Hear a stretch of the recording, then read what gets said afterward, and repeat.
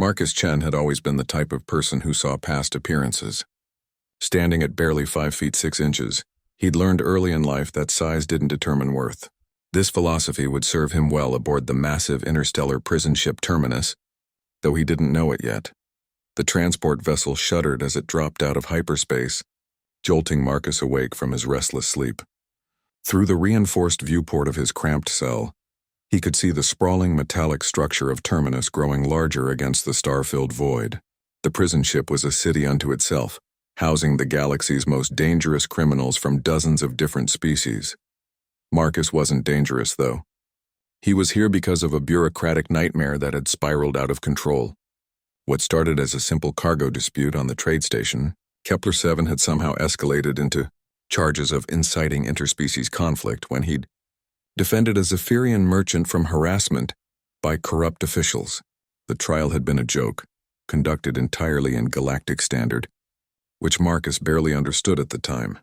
Now, 3 months later, he found himself being processed into the most feared correctional facility in the known galaxy. The intake procedures were dehumanizing by design.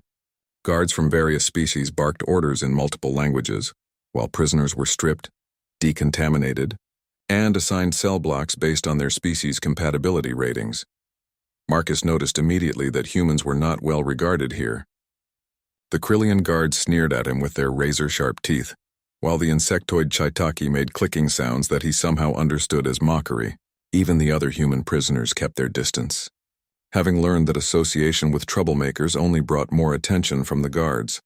The cell block assignments were called out in harsh, guttural tones. Most species were grouped with their own kind, but humans were scattered throughout the ship to prevent organized resistance. Marcus found himself assigned to Block 7 Deep Section, which the intake officer announced with what seemed like vindictive pleasure.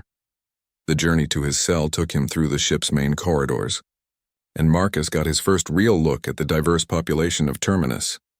Towering Vorthak with their crystalline exoskeletons stood near walls designed to accommodate their unique physiology. Groups of the feline Nexari clustered together, their enhanced hearing allowing them to communicate in whispers. The reptilian Drachmor kept to themselves, their cold yellow eyes tracking every movement around them. But it was in the exercise yards that Marcus first saw him. The creature stood nearly 12 feet tall, with massive shoulders that could have belonged to a gorilla if gorillas had evolved on a high-gravity world, and developed opposable thumbs on all 4 hands. His skin was a deep gray-green, crossed with ritual scars that formed intricate patterns across his chest and arms. Bone spurs jutted from his knuckles and elbows. Not decorative but clearly functional weapons evolved for combat. This was a Gorvani warrior, and even among the hardened criminals of Terminus, he commanded respect through sheer presence. Other prisoners gave him a wide berth, and even the guards seemed reluctant to approach too closely. Marcus watched as the giant alien worked through what appeared to be a complex martial arts routine, his movements surprisingly graceful for something so massive. "That's Thraxon," whispered the Nexari, in the cell next to Marcus's. The cat-like alien's enhanced vocal cords allowed him to speak in perfect human English. "Been here longer than anyone can remember. Killed 17 hegemony soldiers with his bare hands during the Gorvan uprising. They say he's been waiting for an honorable death ever since." Marcus studied the isolated figure with interest rather than fear. There was something in the warrior's posture that spoke of profound loneliness, rather than barely contained violence. The way Thraxon's movements seemed almost meditative, as if he were trying to find peace in familiar routines. Over the following days, Marcus established his own routine. Morning exercise in the yard, work detail in the hydroponics bay, afternoon education sessions in the digital library, and evening reflection time in his cell. It was during these yard sessions that he continued to observe Thraxon.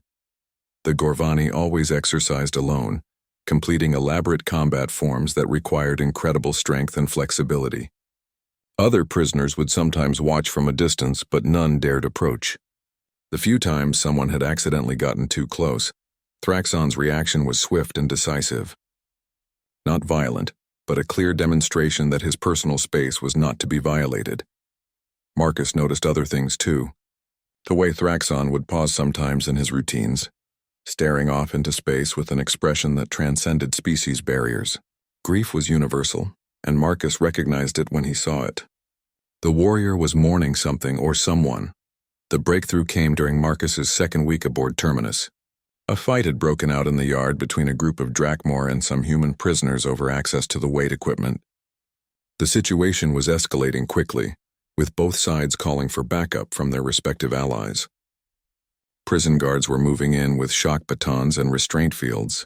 In the chaos, a young Nixari who couldn't have been more than the equivalent of 16 in human years was caught in the middle. The kid was clearly terrified, trying to find cover as the larger aliens fought around him. A stray blow from a Drakmor's tail sent the young Nixari sprawling directly into Thraxon's exercise area. The effect was immediate. Every prisoner in the yard froze, waiting to see how the giant warrior would react to having his space invaded. Even the guards paused their advance, suddenly more concerned about the potential explosion from the legendary Gorvani fighter than the ongoing brawl. Thraxon looked down at the trembling young alien at his feet. For a moment that stretched into eternity, nobody moved. Then slowly the massive warrior knelt down and helped the Nixari to his feet with surprising gentleness. He spoke a few words in what Marcus assumed was Nixari, his deep voice somehow conveying reassurance despite the language barrier. The young alien nodded gratefully and hurried away to safety. Thraxon straightened and returned to his exercises as if nothing had happened. But Marcus had seen something that apparently everyone else had missed. In that brief interaction, the loneliness in the warrior's eyes had lifted just for a moment. That night Marcus lay in his cell thinking about what he'd witnessed. Everyone saw Thraxon as an unstoppable killing machine, a legendary warrior to be feared and avoided. But Marcus had spent his life looking past surface appearances. What he saw was someone who had been alone for far too long, someone whose capacity for gentleness was hidden beneath layers of necessary survival instincts. The next morning, Marcus made a decision that would change both their lives forever. Marcus approached Thraxon's exercise area with the casual confidence of someone who either had no fear or was very good at hiding it. The truth was somewhere in between. His heart hammered against his ribs, but his face remained calm as he walked directly into the space that every other prisoner on Terminus avoided, like a radiation leak. Thraxon noticed him immediately. The massive Gorvani's movement slowed, then stopped entirely as he turned to face the approaching human. Up close, Marcus could see details that distance had hidden. Intricate tattoos covered Thraxon's arms in flowing script that seemed to tell a story. Battle scars crossed older ritual markings, creating a map of violence and tradition across green-gray skin. But it was the eyes that captured Marcus's attention. They were a deep amber color, and held an intelligence that the prison's fear-mongering had never mentioned. "You are either very brave or very foolish. Small human," Thraxon said in accented but clear galactic standard. His voice was deep enough to feel in the chest, but not threatening. If anything, he sounded curious. Marcus stopped at what he judged to be a respectful distance. Close enough to speak normally, far enough to avoid seeming aggressive. My friends back home would say foolish, but I prefer to think of it as stubborn. Something that might have been amusement flickered across Thraxon's features. "And what brings this stubborn human to interrupt the exercises of a dangerous criminal?" "I saw how you helped that kid yesterday," Marcus said simply. "Didn't look very dangerous to me." The change in Thraxon's expression was immediate and complex. Surprise, wariness, and something that might have been hope battled across his features before settling into a carefully neutral mask. "You see what you wish to see, human." The Nexari child was simply in the wrong place. Marcus shook his head. "I've been watching you for 2 weeks. You do the same exercise routine every day, but you modify it when others are around to avoid accidentally hitting anyone. You keep perfect awareness of every prisoner in this yard, not to plan attacks but to avoid confrontations. And yesterday, when that kid was scared, you spoke to him in his own language, not standard." Thraxon was quiet for a long moment, studying Marcus with those intelligent amber eyes. Around them, the exercise yard had gone unnaturally quiet. Other prisoners were watching this unprecedented interaction with fascination and horror. Some had probably started betting on how long the crazy human would survive. "You are observant," Thraxon finally said. "This is not always a survival trait in places like this. Neither is being kind to scared kids, but you did it anyway," Marcus replied. For the first time since Marcus had started watching him, Thraxon's carefully maintained composure cracked slightly. There was pain in his expression, old and deep. Kindness is a luxury that warriors cannot afford. It makes enemies of those who would use it against you. Marcus understood then. Thraxon's isolation wasn't just about other prisoners fearing him. It was about him protecting others from the consequences of association.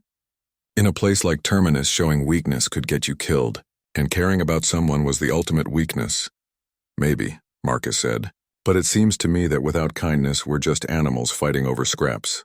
Besides, I'm already here for defending someone else. What's the worst that could happen? Thraxon's laugh was brief but genuine. You humans have an interesting relationship with probability. We call it optimism, Marcus said with a grin. Mind if I work out nearby? I promise not to get in your way. The request clearly surprised Thraxon. Marcus could see him calculating risks, weighing possibilities.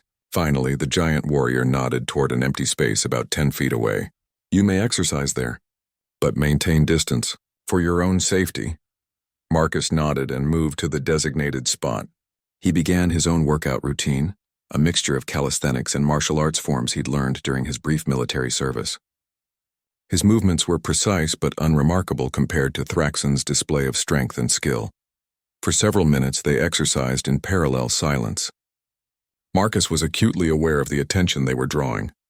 Conversations throughout the yard had stopped as other prisoners tried to understand what they were witnessing. The guards too were watching with increased vigilance.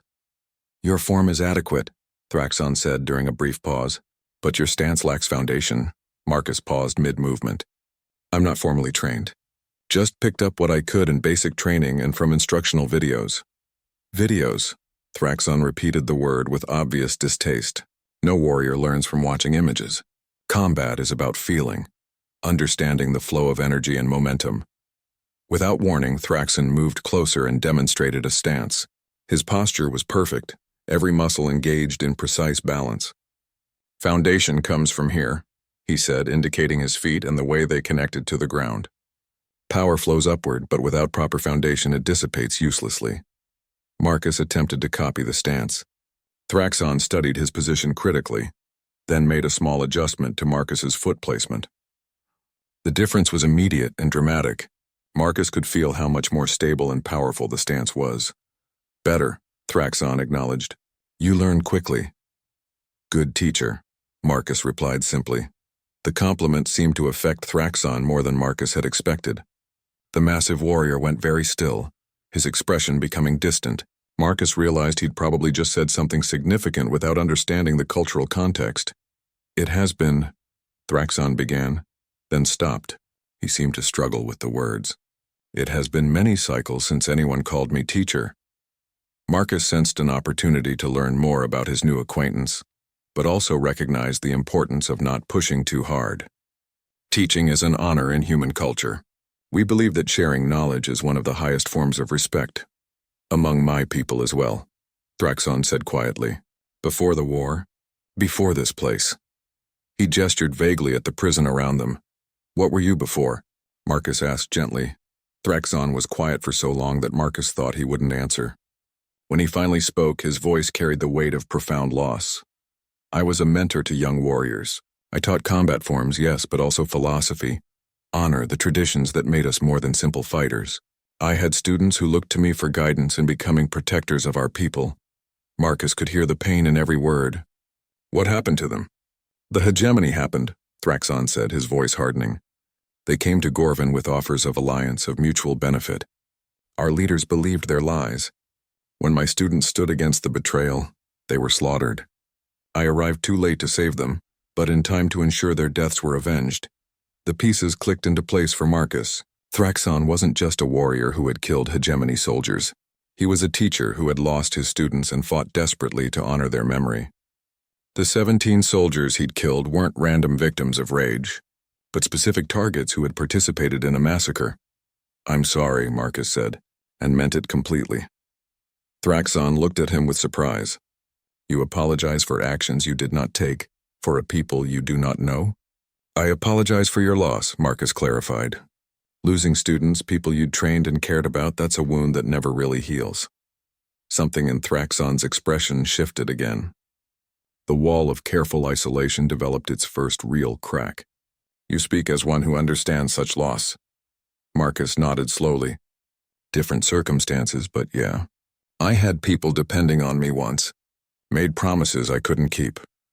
They stood in comfortable silence for a moment, two beings from different worlds united by the universal experience of failure and grief.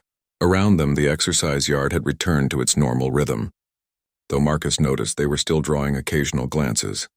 Perhaps, Thraxon said finally, we might continue these exercises together, temporarily. Marcus smiled. I'd like that.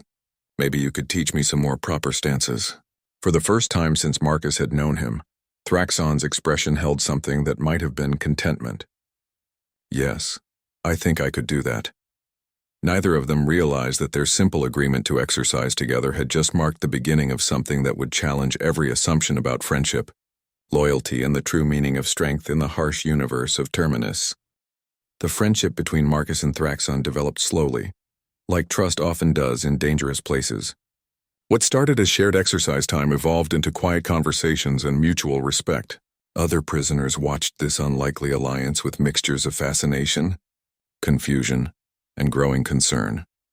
Marcus learned that Thraxon's people, the Gorvani, had a complex honor system that governed every aspect of their lives. Combat wasn't just about violence, but about protecting those who couldn't protect themselves. Teaching was considered sacred, a way of ensuring that wisdom and strength passed from one generation to the next. The massive warrior's exile to Terminus wasn't just imprisonment. It was spiritual death for someone whose entire identity was built around guiding others. On Gorvan, we have a saying, Thraxon explained during one of their morning sessions. A teacher without students is like a river without a destination. The knowledge flows but serves no purpose. Marcus adjusted his stance according to Thraxon's latest instruction. His form had improved dramatically over the past month, though he'd never be a match for the Gorvani's natural strength and lifelong training. Sounds lonely. It is, Thraxon admitted. I had convinced myself that I was meant to die here, forgotten and purposeless. But then you approached me, despite all wisdom suggesting otherwise. Maybe wisdom isn't always as wise as it thinks it is, Marcus suggested. Their growing friendship hadn't gone unnoticed by the prison's power structures. Terminus operated on a delicate balance of fear and tribal alliances. Species tended to stick with their own kind, forming protective groups that could defend against threats from other populations. Marcus's decision to associate with Thraxon had disrupted that balance in ways that were making certain prisoners very nervous. The first real challenge came from an unexpected source. Marcus was returning to his cell block after his work shift in hydroponics when he was confronted by 3 other humans. He recognized them as part of the larger human alliance led by a man named Victor Kozlov, a former military officer who had been convicted of war crimes during the border conflicts with the Centauri colonies. Chen, Victor said, blocking Marcus's path. He was a tall, lean man with prison tattoos covering his arms and the kind of hard eyes that came from making difficult decisions in impossible situations. We need to talk. Marcus kept his posture relaxed but ready. About what? About your new friend, Victor replied. You're making the rest of us humans look weak by cozying up to that alien monster. It's affecting our standing with the other species blocks. Thraxon isn't a monster, Marcus said evenly, and I don't recall asking for your opinion about my friendships. Victor's expression hardened. See, that's where you're wrong.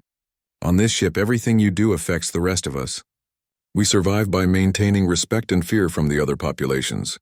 When one of us is seen taking orders from an alien, it makes all of us look like servants. I'm not taking orders from anyone, Marcus corrected. We're training together. There's a difference. Not from where everyone else is standing, one of Victor's companions added. This was Dmitri, a heavy-set man with scarred knuckles who served as Victor's enforcer. The Drakmor are already making jokes about humans being pet animals. The Chitaki think we're so weak we need alien protection. Marcus could see where this was heading, but he wasn't about to back down. So what exactly are you suggesting? Victor leaned closer, his voice dropping to a threatening whisper. Stop associating with the alien publicly. Make it clear that humans don't need or want his protection. Restore our dignity before this gets worse. And if I refuse, then we'll have to consider you a threat to human solidarity, Victor said. And we deal with threats. The conversation was interrupted by a deep voice from behind Marcus. Is there a problem here? All 4 humans turned to see Thraxon approaching. The massive Gorvani moved with deceptive quiet for something so large, and his amber eyes were fixed on Victor with unmistakable intent. Up close, the size difference between him and the humans was even more pronounced. Victor, who was considered tall among his own species, barely reached Thraxon's chest. "No problem," Victor said, though his voice carried a tremor he couldn't quite hide. "Just having a conversation with our fellow human." Thraxon's gaze shifted to Marcus. "Marcus, are you well?" "I'm fine," Marcus replied. "Just discussing different philosophical approaches to prison survival." Victor's jaw tightened at the casual way Marcus addressed the giant alien, but he was smart enough not to say anything directly confrontational. Instead, he stepped back and spoke to Marcus. "Think about what we discussed, Chen, for everyone's sake." After Victor and his companions left, Thraxon studied Marcus with concern. "They threatened you." "They tried to," Marcus corrected. "There's a difference." "You are protecting me," Thraxon said, and there was something like wonder in his voice. "A human protecting a Gorvani warrior. This is unprecedented," Marcus shrugged. "Friends look out for each other." "That's how it works." "Not here," Thraxon said firmly. "Here, association with me will bring you only danger."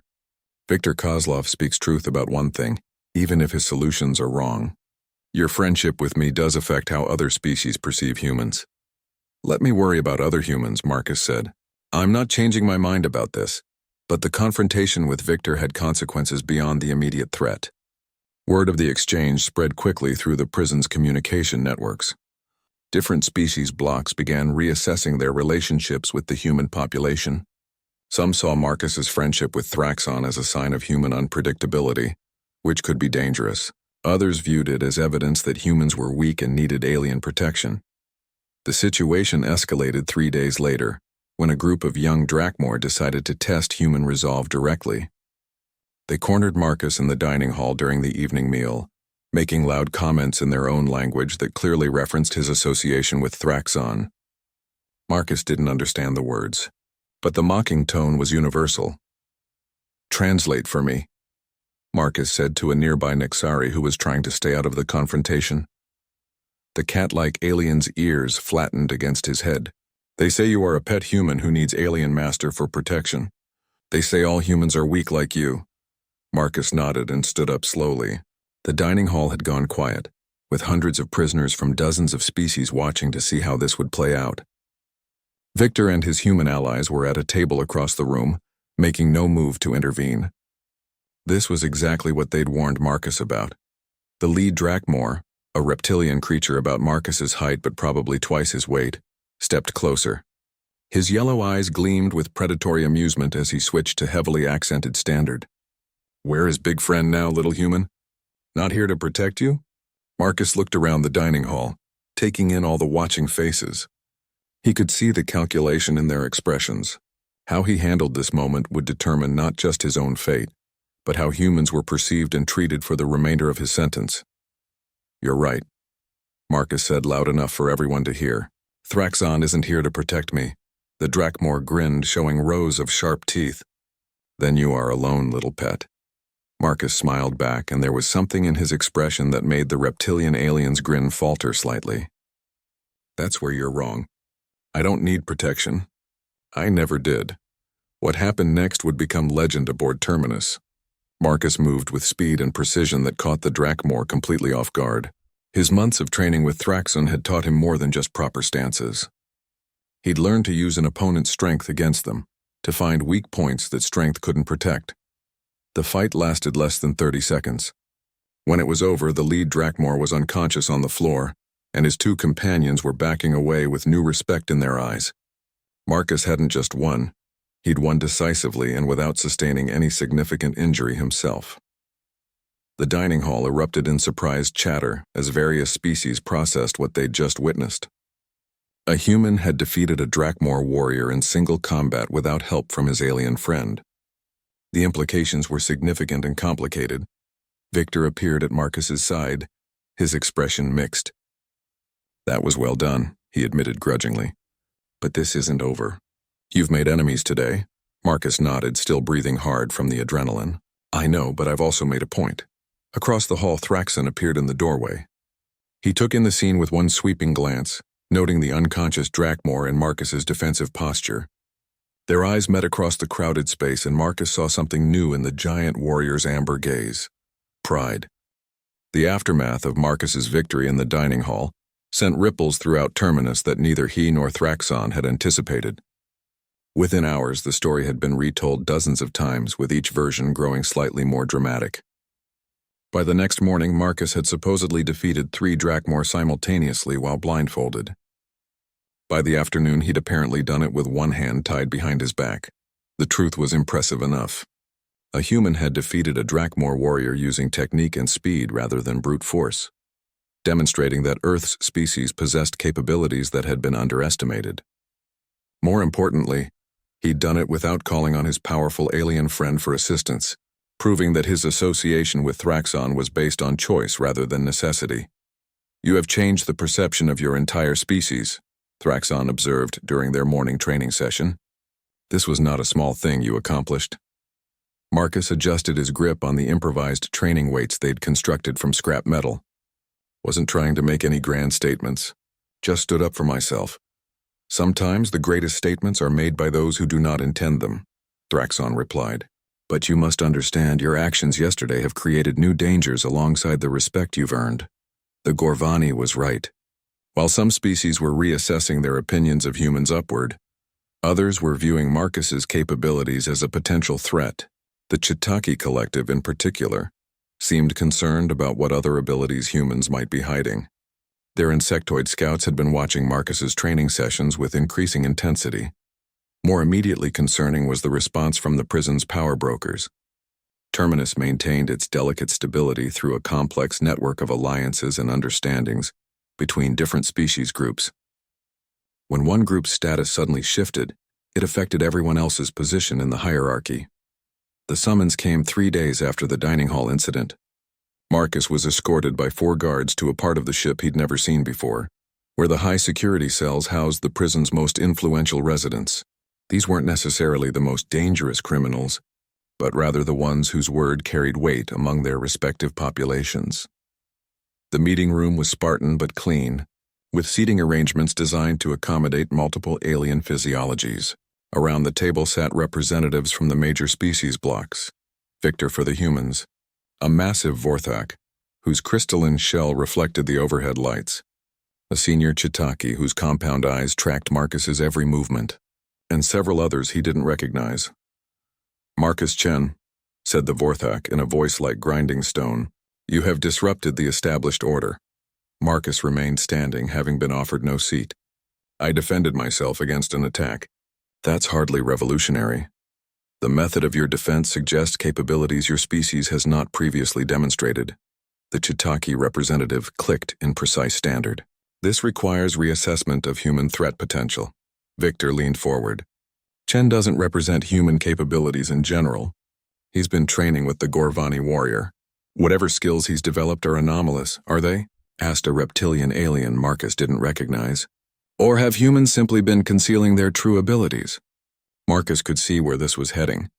His friendship with Thraxon and his subsequent victory were being interpreted as evidence of a broader human deception. The paranoia that kept species groups separated was turning his personal achievements into a potential conspiracy. "I learned what I know from Thraxon," Marcus said clearly. "Before that, I was no more capable than any other human in this facility. There's no hidden agenda here. Yet you chose to associate with the most feared warrior on this ship," the Vorthak pointed out. "This suggests strategic thinking beyond what we attributed to your species." The conversation continued for another hour, with various representatives probing for information about human intentions, capabilities, and long-term goals. Marcus answered as honestly as he could, but he could see that his sincerity was being interpreted as either naivety or masterful deception. Finally, Victor stood to address the room. "I propose a simple solution. Chen's association with the Gorvani ends. He returns to normal human activities, and we can all return to the previous understanding of species capabilities." "And if he refuses?" the Chitaki asked. Victor's expression hardened. "Then we handle it internally." Marcus felt a cold anger building in his chest. "You're talking about me like I'm not here. You forfeited your right to speak for yourself when you chose alien allies over your own species," Victor replied. "This is bigger than personal friendship now." The meeting ended without resolution, but Marcus understood that he'd been given an ultimatum. End his friendship with Thraxon or face consequences from multiple directions. The various species representatives filed out, leaving Marcus alone with Victor and two of his human enforcers. "You could have avoided all this," Victor said. "Simple loyalty to your own kind would have prevented these complications." "Loyalty to friends is more important than loyalty to species," Marcus replied. Victor shook his head. "You still don't understand. On this ship, species loyalty is survival. Without it, we're all just individuals trying to stay alive among creatures that could kill us without effort. Unity is our only strength." "Fear isn't strength," Marcus said. "It's just fear with better organization." The conversation was interrupted by alarms throughout the ship. Emergency lights began flashing as a recorded voice announced a containment breach in Section C. All prisoners were ordered to return to their cells immediately for lockdown. Procedures. During the controlled chaos that followed, Marcus lost track of Victor and his men. Guards were everywhere, herding prisoners back to their assigned areas with shock batons and restraint fields. Marcus joined the flow of bodies moving through the corridors. But instead of heading to his own cell block, he took a detour toward Section C. He found Thraxon in one of the emergency shelters, helping to organize younger prisoners who had been separated from their groups during the evacuation. The massive Gorvani was speaking calmly to a group of terrified aliens, his deep voice somehow conveying reassurance despite the language barriers. "What happened?" Marcus asked as he approached. "Containment failure in the chemical processing plant," Thraxon replied without turning around. "Toxic gases released into 3 cell blocks. These juveniles were caught in the evacuation zone." Marcus looked at the frightened faces around them. Most were barely more than children by their respective species standards, serving sentences for minor crimes or held as dependents of adult prisoners. In the confusion of the emergency, they'd been forgotten by the guards and abandoned by the adults of their own species. "We should get them to the medical bay," Marcus suggested. "The medical bay is overwhelmed," Thraxon said, "and these young ones are not considered priority cases." Marcus felt his anger flare again, but this time it wasn't directed at any individual. It was at the system that would leave children to suffer because they weren't important enough to matter. "Then we make them a priority." What followed was one of the most challenging experiences of Marcus's life. He and Thraxon worked together to organize the scared juveniles, creating a makeshift care station in an unused storage area. They improvised air filters using materials from the maintenance shops, distributed emergency rations they'd convinced sympathetic guards to provide, and, most importantly, provided the calm leadership that turned chaos into manageable crisis. Marcus discovered that many of his combat training sessions with Thraxon had applications beyond fighting. The focus and discipline required for proper martial arts forms translated directly into crisis management. The patience needed to learn new techniques became patience for dealing with frightened children. The trust required for sparring became trust in working as a team under pressure. For 6 hours, they managed a group of 43 juvenile prisoners from 12 different species.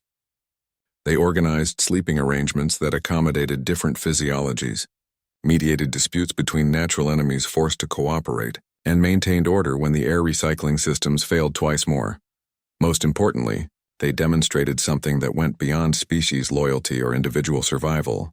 They showed that beings from different worlds could work together not for mutual advantage, but simply because it was the right thing to do. When the crisis finally ended and normal operations resumed, Marcus and Thraxon found themselves surrounded by grateful young aliens and a handful of adult prisoners who had witnessed their efforts.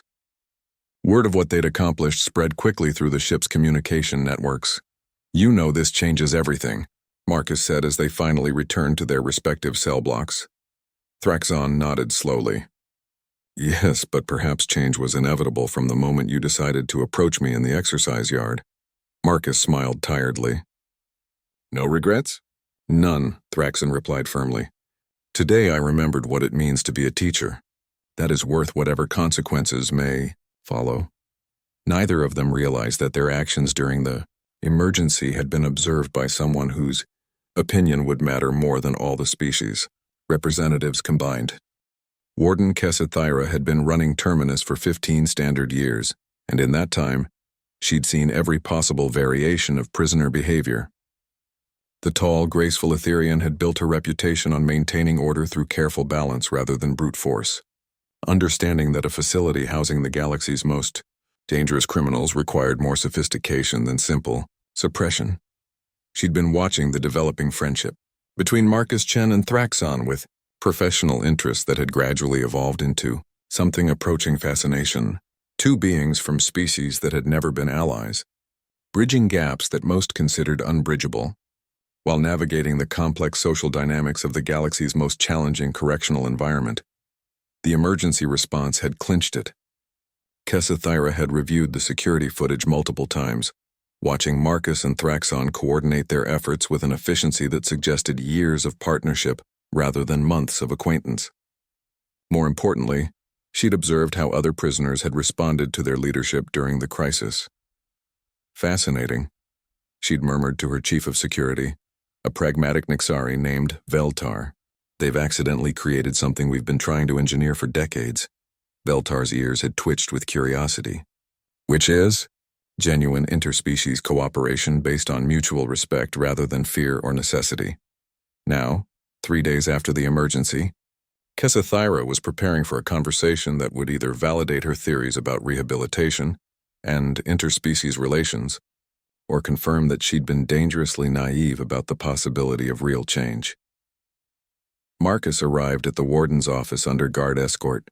Though the restraints were more ceremonial than necessary, he'd been a model prisoner despite the recent controversies, and Kessathyra's research into his background suggested someone whose criminal record was more about bureaucratic failure than actual malice.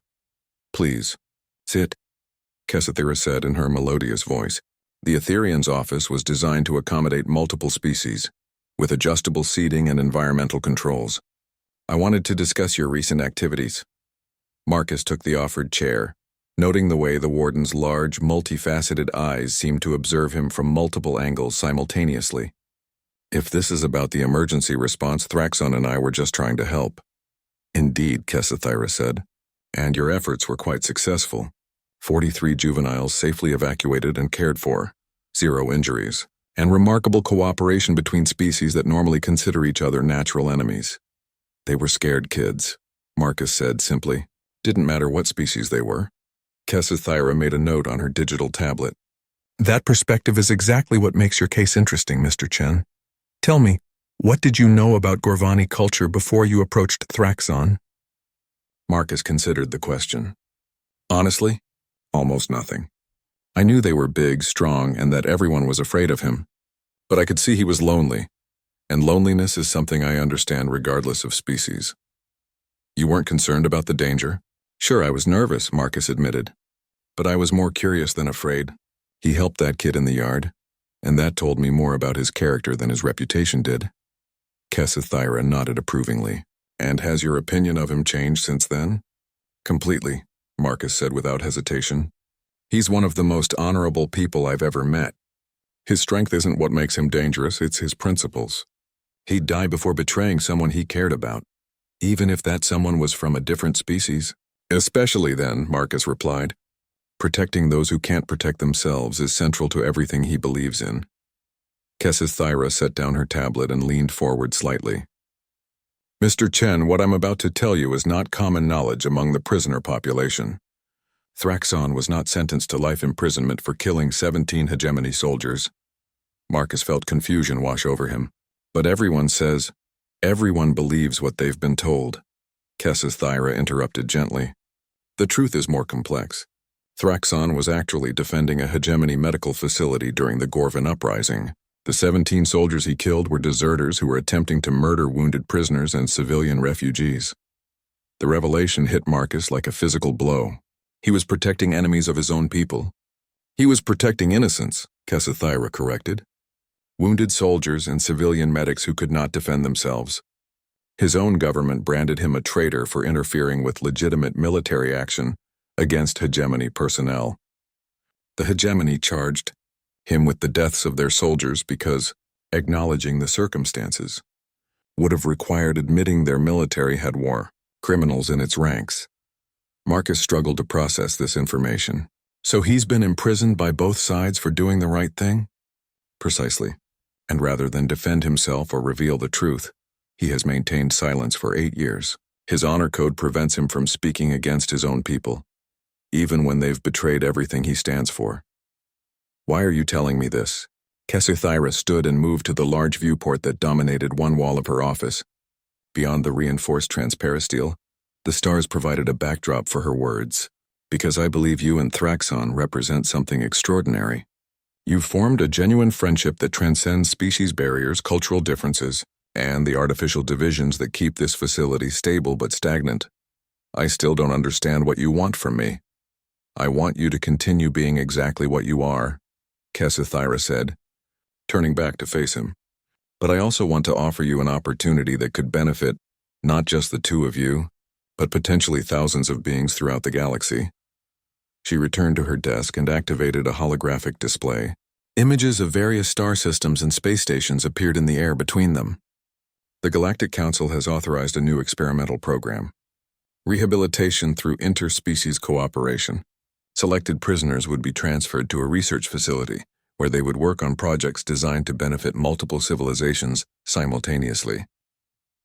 Marcus studied the images with growing interest. What kind of projects? Agricultural development for marginal worlds, disaster relief coordination, medical research that combines different species' biological advantages, cultural exchange programs that could prevent the kind of misunderstandings that lead to conflicts like the one that brought you here. And you want Thraxon and me to participate? I want you to lead it, Kesuthyra said simply. Your friendship has already demonstrated that meaningful cooperation is possible. This program would give you the resources and authority to prove it can work on a larger scale. Marcus was quiet for a long moment, considering the implications. What's the catch? Kesuthyra's expression grew more serious. The program is controversial. Many within the Galactic Council believe that different species are naturally incompatible, and that forced integration leads to conflict rather than cooperation. If the program fails, it will be used as evidence to support more restrictive policies throughout the galaxy. And if it succeeds, then you'll have helped create a model for the kind of civilization that most beings dream of, but few believe is possible. Marcus looked at the holographic displays again, imagining the possibilities. I'd have to discuss this with Thraxon. Of course. But Mr. Chen, you should know that there are forces opposing this program who would prefer to see it fail before it begins. Your friendship with Thraxon has already made enemies among those who profit from keeping species separated and distrustful. Like the people who put us both in here for doing the right thing. Exactly like that, Kesuthyra confirmed. Are you prepared for that kind of opposition? Marcus thought about everything he'd learned since arriving at Terminus. His friendship with Thraxon, the respect they'd earned during the emergency, the potential to make a real difference in how different species understood each other. Warden, he said finally, I've been preparing for that opposition my whole life. I just didn't know it until now. Kesuthyra smiled, an expression that transformed her alien features into something warmly recognizable. Then let's go change the galaxy, Mr. Chen. But as Marcus left the warden's office to find Thraxon and share this extraordinary opportunity, neither he nor Kesuthyra realized that their conversation had been monitored by interests that would do anything to prevent such a program from succeeding. The attack came without warning during the night shift when security was at its minimum. Marcus woke to the sound of his cell door being forced open and the distinctive hum of illegal energy weapons. In the dim emergency lighting, he could see 3 figures in modified guard uniforms advancing toward his bunk. Training with Thraxon had taught Marcus to react instantly to threats.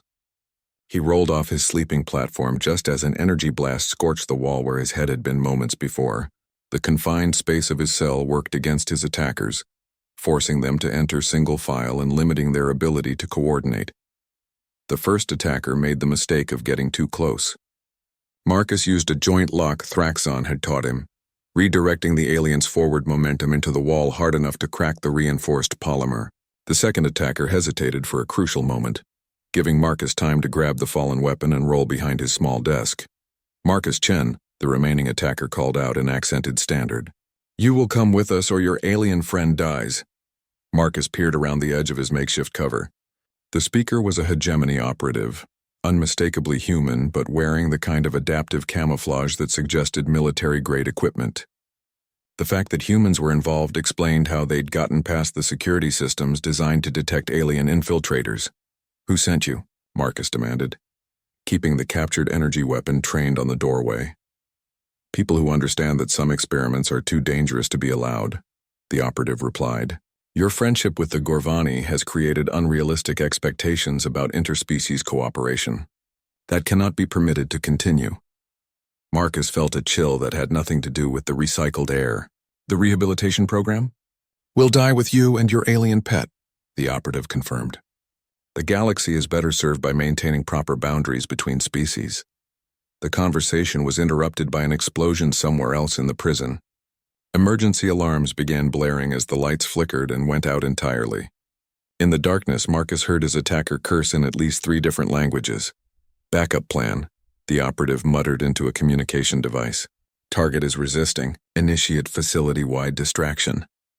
Marcus realized with growing horror that this wasn't just an assassination attempt. It was a full-scale operation designed to destroy any evidence of successful interspecies cooperation. The explosions he was hearing meant that other prisoners involved in the rehabilitation program were under attack, simultaneously, including Thraxon. Marcus moved in the darkness, with skills he'd learned from months of training with someone whose species had evolved to hunt in low-light conditions. The remaining operative had night vision equipment, but Marcus had something better: intimate knowledge of the cell's layout and the advantage of desperation. The fight was brief, but vicious. When the emergency lighting finally came back online, Marcus was alone in his cell with an unconscious operative, and a growing understanding of how serious the opposition to the rehabilitation program really was. He needed to reach Thraxon. The corridors of Terminus were chaos. Guards were running in multiple directions, trying to respond to emergency signals from different sections simultaneously. Prisoners were locked in their cells according to protocol, but Marcus could hear shouting and the sounds of ongoing conflict from several directions. Using maintenance passages he'd learned about during his work details, Marcus made his way toward Thraxon's cell block. The route took him through sections of the ship he'd never seen before, past holding areas for special containment cases, and through the industrial facilities that kept the massive prison operational. He found Thraxon's corridor filled with smoke and the acrid smell of energy weapons discharge. 2 guards lay unconscious near the giant warrior's cell, and the reinforced door had been blown open from the outside. Inside, the cell was wrecked but empty. "Looking for someone?" a familiar voice asked from behind him. Marcus spun to find Viktor Kozlov emerging from the smoke, flanked by 6 other humans in the same modified guard uniforms he'd seen earlier. All were armed with military-grade weapons that definitely weren't part of Terminus's standard equipment. "Victor," Marcus said, pieces clicking into place. "You're working with them." "Working for them," Victor corrected. "The hegemony pays well for services rendered, and preventing naive idealists from destroying galactic stability is a service worth paying for. Where is Thraxon?" Victor smiled coldly. "Being dealt with. Turns out that even Gorvani warriors can be killed if you use enough firepower and don't worry about collateral damage." Marcus felt rage building in his chest like a physical pressure. "You murdered him." "We eliminated a threat to galactic security," Victor replied. "Just like we're about to eliminate you." The conversation was interrupted by a sound that made every human in the corridor freeze with instinctive fear. It was a roar that seemed to come from some primordial nightmare, filled with rage and pain and the promise of violence beyond imagination. "That's impossible," one of Victor's men whispered. "We hit him with enough plasma charges to kill a battle cruiser." The roar came again, closer this time and accompanied by the sound of something very large moving through the ship's infrastructure. Emergency lights began failing in sequence as whatever was coming drew nearer. "You didn't kill him," Marcus said with grim satisfaction. "You just made him angry." Thraxon appeared at the end of the corridor like something from a warrior's legend. His massive frame was scorched and bleeding from multiple energy weapon hits, but he was very much alive and absolutely furious. In each of his 4 hands he carried pieces of ship's infrastructure that he'd apparently torn free and converted into improvised weapons. "Viktor Kozlov," Thraxon said in a voice like grinding stone. "I remember you from the war. You were there when my students died." Victor's face went pale. "That's impossible. You couldn't have seen—" "I see everything," Thraxon interrupted. I remember everything, and I have been waiting 8 years for this opportunity. What followed was less a fight than a demonstration of why Gorvani warriors were legends throughout the galaxy. Victor's men had military training and superior weapons, but they were facing something that had evolved for combat, on a world where survival required the ability to fight creatures that made them look like children. Marcus contributed where he could, but mostly he watched in awe as Thraxon moved through the corridor like a force of nature. The giant warrior's injuries only seemed to fuel his rage, and his improvised weapons proved devastatingly effective against opponents who had trained to fight conventional enemies. When it was over, Victor was unconscious but alive, along with most of his team. Thraxon had been precise in his violence, using exactly enough force to neutralize threats without unnecessary killing. Even in the depths of justified rage, his honor code had held. Are you hurt? Thraxon asked, his deep voice gentling as he focused on Marcus. I'm fine, Marcus replied, though he was shaking from adrenaline. I thought they'd killed you. It would take more than a few plasma charges to stop me from protecting my friend, Thraxon said simply. The word friend echoed in the smoky corridor with the weight of absolute truth. Despite everything they'd been through, despite the attempts to separate them and the violence they'd just survived, their bond had only grown stronger. The rehabilitation program, Marcus said suddenly. They were trying to destroy any chance of it succeeding. Thraxon nodded grimly. Then we must ensure their failure becomes our success. Before Marcus could ask what he meant, Warden Thyra appeared with a full security team. She took in the scene with her multifaceted eyes, noting the unconscious attackers, the damage to the ship's infrastructure, and the two unlikely friends standing together in the aftermath of violence. Gentlemen, she said calmly, it appears we have even more reason to accelerate your transfer to the rehabilitation facility. Assuming there still is one after tonight, Marcus said. Thyra's expression showed something that might have been amusement. Mr. Chen, after what you two have just demonstrated about the power of genuine interspecies cooperation, I suspect the Galactic Council will be very interested indeed in expanding the program. She was right, though none of them could have predicted just how much the galaxy was about to change. 5 years later, Marcus stood on the observation deck of the research station Harmony, watching supply ships from a dozen different worlds dock at the facility's multiple ports. The station itself was a marvel of interspecies engineering, combining architectural elements from every major civilization in the galaxy into something that was both functional and beautiful. Beside him, Thraxon reviewed reports on their latest project success. The agricultural program they'd developed for the desert worlds of the Outer Rim had exceeded all expectations, increasing food production by 300% while using half the water of conventional methods. More importantly, it had been implemented through cooperation between former enemies, proving that shared challenges could create lasting alliances. The Centauri delegation will arrive tomorrow, Thraxon noted in his deep voice. They want to discuss expanding the disaster relief protocols to their sector. Marcus smiled. Remember when the biggest challenge was getting through a day without someone trying to kill us? Simpler times, Thraxon agreed with what Marcus had learned to recognize as Gorvani humor. The research station Harmony had grown from Warden Thyra's experimental program into something far beyond anyone's original vision. What started as a rehabilitation facility for 50 prisoners had evolved into the galaxy's premier center for interspecies cooperation research, employing over 2,000 beings from 47 different civilizations. The transformation hadn't been without challenges. The attack on Terminus had been just the beginning of organized resistance to the program. Political pressure, funding battles, and several more direct assaults had tested everyone's commitment to the project. But each challenge overcome had only strengthened the bonds between participants and validated the core principle that different species could achieve more together than apart. Marcus's role had evolved as well. His official title was Director of Human Integration Protocols, but in practice he served as a bridge between species that had never learned to trust each other. His friendship with Thraxon had become a template for relationships throughout the facility, proving that genuine connection could transcend any difference in appearance, culture, or evolutionary background. Thraxon had become something even more significant. As Chief Instructor of Interspecies Combat and Crisis Response, He trained teams of beings from different worlds to work together under pressure. His students included former soldiers, rescue specialists, and peacekeepers who carried his teachings back to their home systems. The techniques he'd originally learned to protect his own people were now being used to save lives throughout the galaxy. "You know," Marcus said, watching a group of mixed-species engineering teams working on a new project in the station's central bay. "Sometimes I think we accomplished exactly what we were supposed to accomplish." "Meaning?" Thraxon asked. "Maybe the whole point of us ending up in prison was to meet each other. Maybe everything that followed was just the universe correcting itself." Thraxon considered this with the thoughtful expression Marcus had come to know well.